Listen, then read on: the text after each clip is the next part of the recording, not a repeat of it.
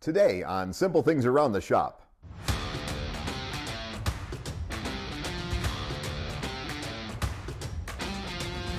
There are three basic areas to focus on when making tongs: the jaw, the boss, and the reins. The two halves are identical, they're not mirrored. That's a very common mistake new smiths make, so perform the exact same steps in the same way on each piece. Here, Max measures and marks out the lengths of the jaw and the boss on the anvil, so each section is the right size. You can also cold punch a mark on the material to do the same. He is roughing in each area, and then he returns back to each section to refine it. Take special note of where each step is performed on the anvil.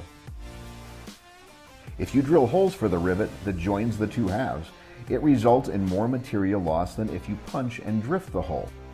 Here he punches a hole and then uses his rivet stock to make a final drift that is slightly wider than the rivet. This way both holes are identical. He then uses an oxyacetylene torch to make the rivet, and then he sizes the jaws so they can do the work he needs.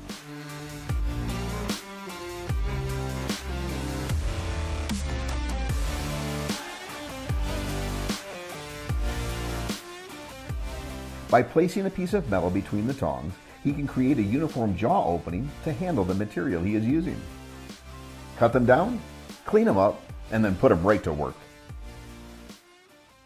Thanks for watching. For more Simple Things Around the Shop, click the subscribe button and check out our channel for more great content. Simple Things Around the Shop. Shop tips without the fluff.